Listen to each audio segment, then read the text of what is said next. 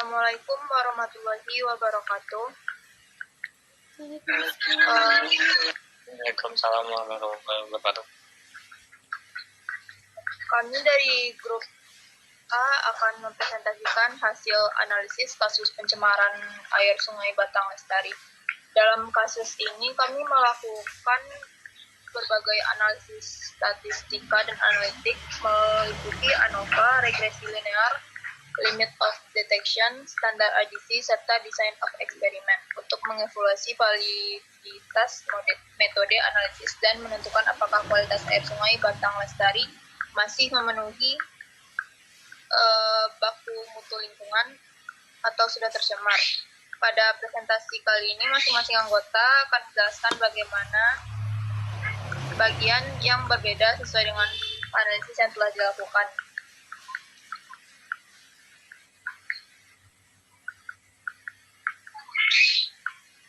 Saya sebagai moderator, Humaira Nur Fatimah, dan rekan saya yang lain. Silakan. Saya Firda Melani. Saya Mujara Sukmadani. Saya Maranta Putri Perininta. Saya Nabila Zahira. Saya Ziwidi Pratama. Oke. Selanjutnya materi akan disampaikan oleh rekan saya Mutiara. Pada Mutiara dipersilakan.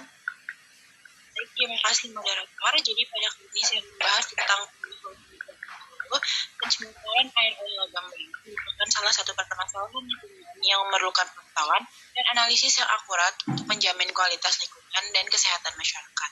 Pada kasus pencemaran Sungai Batang Lestari, dilakukan beberapa metode statistika, yaitu ada analisis varians atau ANOVA, ada regresi linear, dan design of experiment atau DOE.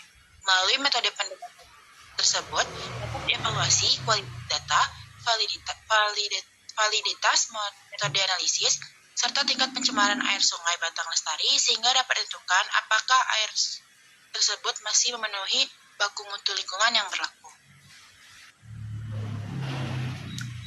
Selanjutnya, materi selanjutnya akan disampaikan oleh rekan saya, Rara. Rara dipersilakan.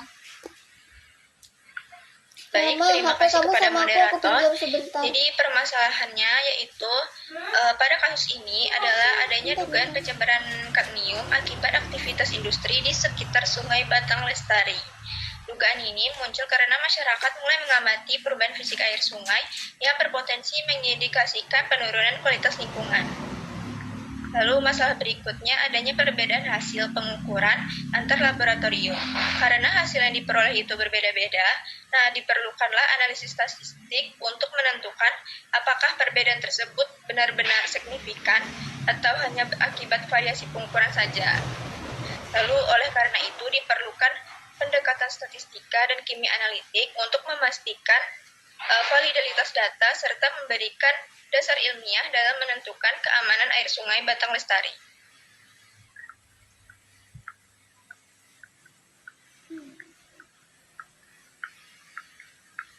Selanjutnya akan masuk pada metode analisis data.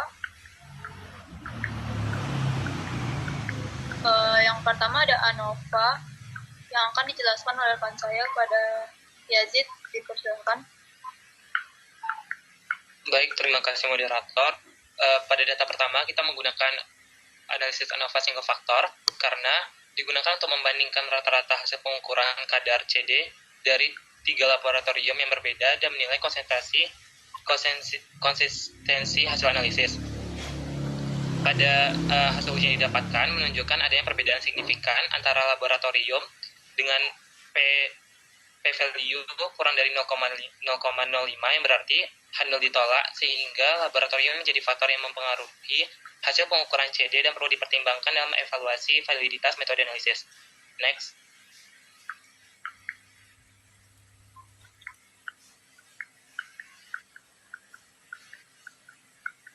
Selanjutnya, pada data yang kedua, kita menggunakan analisis ANOVA two-factor with replication, digunakan untuk mengevaluasi pengaruh waktu digesti dan konsentrasi H2O2 terhadap hasil pengukuran kadar CD, serta melihat adanya interaksi antara kedua faktor tersebut. Next.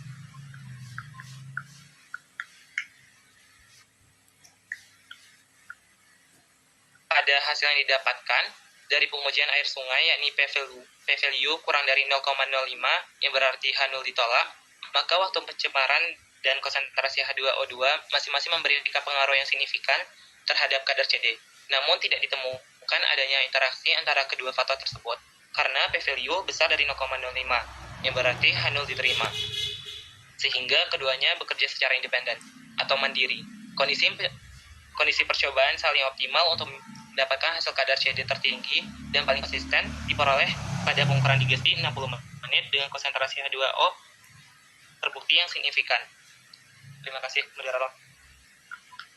Baik, terima kasih kepada Yazid. Materi selanjutnya yaitu metode analisis regresi linear yang akan dijelaskan oleh saya sendiri. Jadi regresi linear ini digunakan untuk membuat kurva kalibrasi yang akhirnya nanti akan bisa dipakai untuk menentukan kadar konsentrasi kadmium dalam sampel. Yang pertama dibuat kurva kalibrasi dari data awal.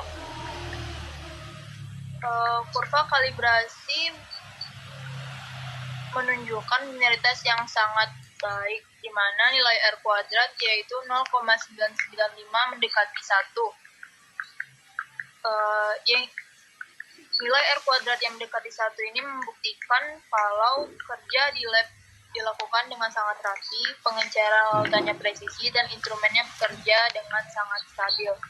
Dalam kurva kalibrasi ini juga menunjukkan nilai regresi linear, yaitu Y sama dengan 7,708X ditambah 0,0048. Dari persamaan regresi linear yang didapatkan bisa dihitung konsentrasi kadmium dengan memasukkan nilai absorbansi sampel ke dalam persamaan yang akhirnya didapatkan setelah perhitungan kadar konsentrasi kadmium dalam Sungai Batang Lestari sebesar 0,0502.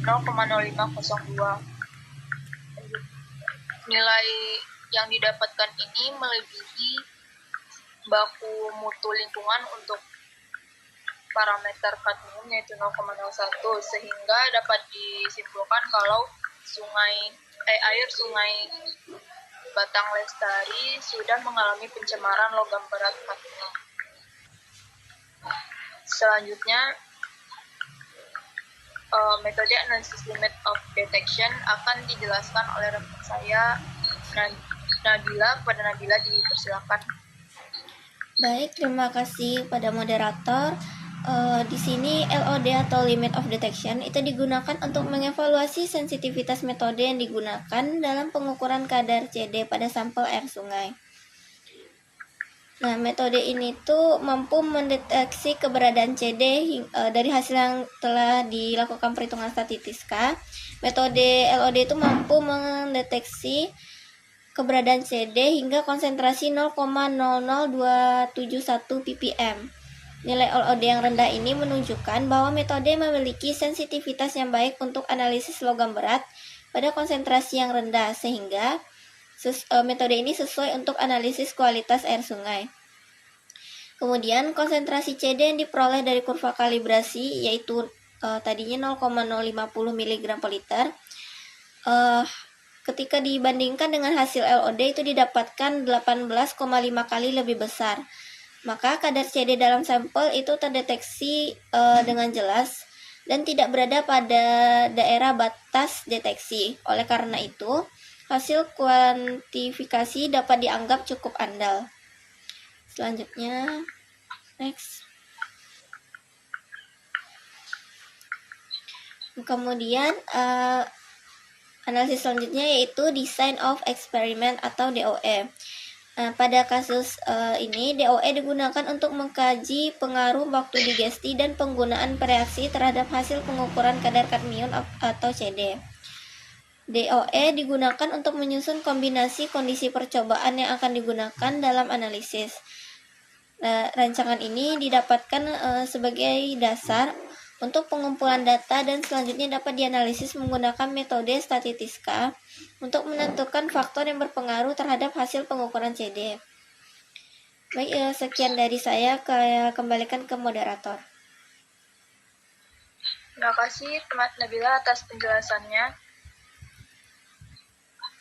Metode analisis selanjutnya akan dijelaskan oleh rekan saya, Firda. Kepada Firda dipersilakan. Terima kasih kepada moderator. Baik, saya akan menjelaskan standar adisi. Sebelumnya, apa itu standar adisi? Standar adisi digunakan untuk mengevaluasi pengaruh matriks sampel terhadap hasil pengukuran kadar kandium.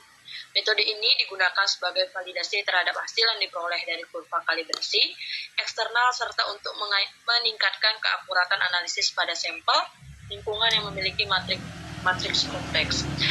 Pada data yang kita lihat, di situ ada eksempelnya yaitu 0,05 dengan absorbansinya yaitu Y 0,392. Next.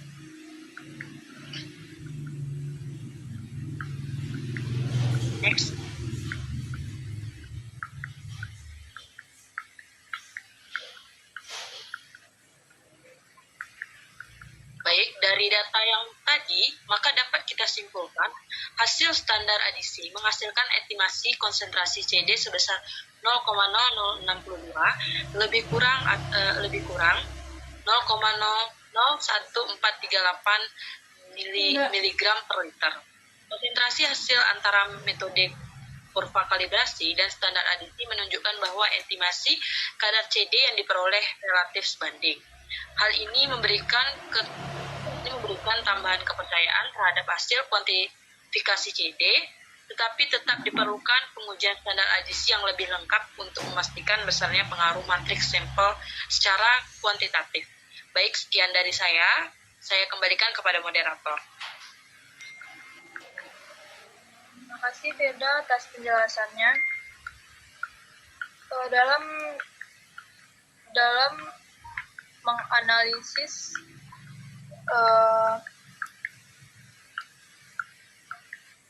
Dalam menganalisis pencemaran Sungai Batang Lestari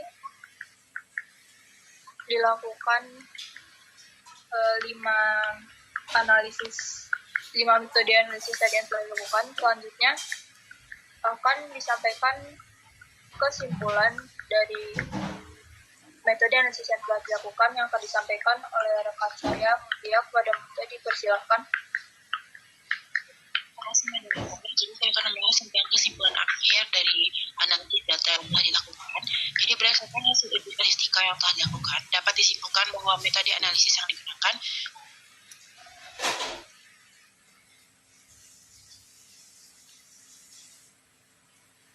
eksperimen terhadap hasil analisis.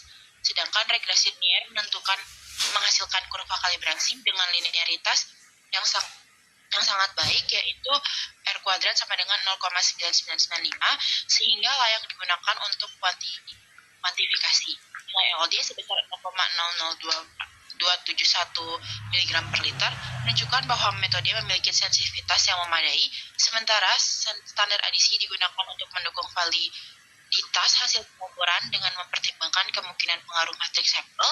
Selain itu, DOE membantu mengevaluasi faktor-faktor eksperimen yang berpotensi mempengaruhi hasil analisis. Berdasarkan bersama regresi, peroleh kadar kadmium sebesar 0,0502 mg per liter yang melebihi baku mutu lingkungan sebesar 0,01 mg per liter. Oleh karena itu, air Sungai Batang Lestari dapat dinyatakan tidak memenuhi baku mutu kualitas lingkungan dan terindikasi mengalami pencemaran logam berat.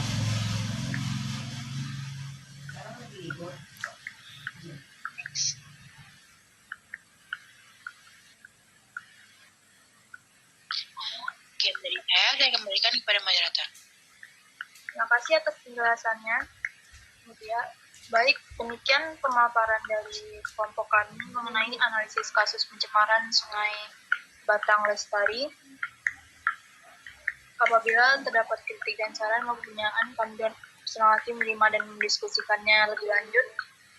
Sekian dari presentasi dari kelompok kami. Wassalamualaikum warahmatullahi wabarakatuh. Waalaikumsalam warahmatullahi